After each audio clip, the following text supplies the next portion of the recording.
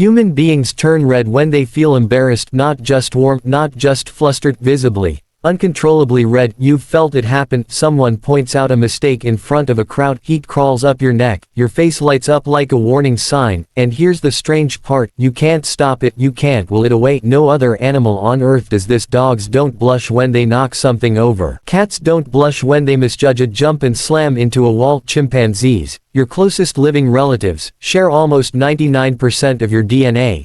And they don't blush either. So why does a species that prides itself on self-control have a reaction it cannot control at all? The answer is far stranger than simple shyness. It reaches back through millions of years of evolution, deep into the wiring of your nervous system, and straight into the architecture of what makes you human in the first place. Start with what blushing actually is. Your face turns red because blood vessels near the surface of your skin suddenly widen. Scientists call this vasodilation. It's a fancy term for something simple. Your blood vessels open up wider, letting more blood flow closer to the surface. This happens all over your body when you're hot or exercising, but blushing is different. It happens almost exclusively in your face, ears, neck, and upper chest, and it's triggered not by heat, but by emotion, specifically, self-conscious emotion, embarrassment, shame, sometimes even flattery, like when someone compliments you unexpectedly and you feel your cheeks go warm. What connects all of these? Each one requires you to imagine how you look through someone else's eyes. That's the key. Blushing isn't triggered by pain or fear the way a flinch is, it's triggered by self-awareness in front of others. This is where Charles Darwin enters the story. In 1872,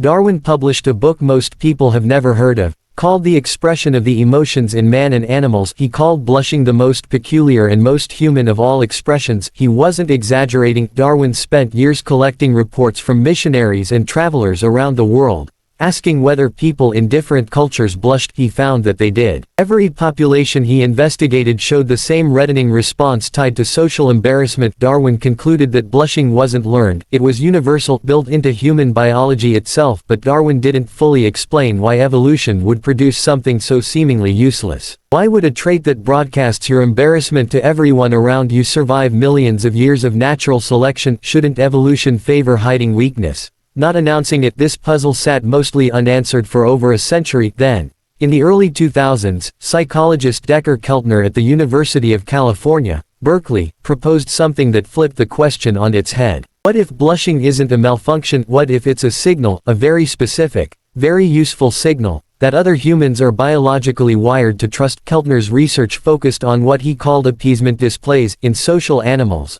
especially primates, there are behaviors that signal I know I made a mistake, I'm not a threat, please don't punish me. Submissive dogs lower their bodies and tuck their tails. Chimpanzees make specific facial expressions to signal they accept a lower position after a conflict. Humans blush. Here's the part that changes everything. Keltner's studies found that people who blush after making a social mistake are rated by observers as more trustworthy, not less. When someone spills a drink at a party and their face turns red, onlookers judge them more favorably than someone who spills a drink and stays completely composed. The blush isn't a flaw being exposed, it's a message being sent. It says, without a single word, I know that was wrong, and I care what you think of me. Think about why that message matters so much for a species like yours. Humans didn't survive by being the strongest or fastest animal on the savannah. Humans survived through cooperation, through tight social groups where trust determined whether you ate that night or got left behind. In a group that small, reputation was everything. If you broke a social rule and showed no sign of caring, the group had reason to distrust you, maybe even exclude you. Exclusion from the group, tens of thousands of years ago, could mean death. But if you visibly, involuntarily showed that you recognized your mistake, the group had a reason to forgive you. Your blush did the social repair work before you even said a word. This is why blushing had to be involuntary. Think about it, if you could fake a blush on command, it would lose all value as a signal. Anyone could pretend to feel remorse. The whole point is that it's a signal your conscious mind cannot control. That's actually what makes it trustworthy. Evolution didn't give you the option to fake it, because a fakeable signal is a worthless signal. There's a researcher named Ray Crozier at Cardiff University who spent decades studying blushing specifically, and he found something else striking. People tend to blush most intensely not during private embarrassment, but during public embarrassment, when others are actually watching. Crozier's experiments showed that the mere awareness of being observed dramatically increases blushing intensity, Even when the mistake itself is identical, that tells you something important. Blushing isn't really about the mistake, it's about the audience. Body isn't reacting to what happened, it's reacting to what other people think happened. This is a purely social response, and it reveals just how deeply your nervous system is built around the presence of other minds watching you. Now here's where it gets even stranger.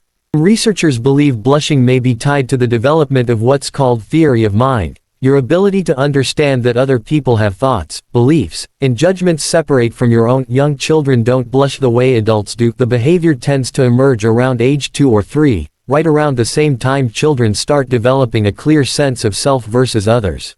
Before that point, a toddler doesn't fully grasp that other people are watching and forming opinions. Once that awareness clicks into place, the blush response clicks into place with it. This suggests blushing isn't just a leftover survival mechanism, it's a marker of something profoundly human.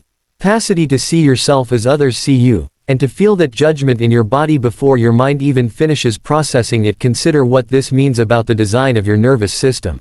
Amygdala, the brain region responsible for detecting social and emotional threats, triggers the blush response through your sympathetic nervous system, the same system responsible for fight or flight. But instead of preparing you to run or fight, this branch of the system floods your face with blood and puts your vulnerability on full display.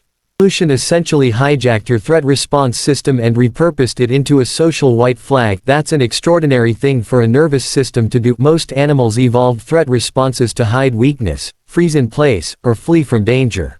Humans evolved a threat response that broadcasts weakness on purpose, because in a highly social species, showing vulnerability at the right moment can be safer than hiding it. And this is where the ancient story folds back into your life today.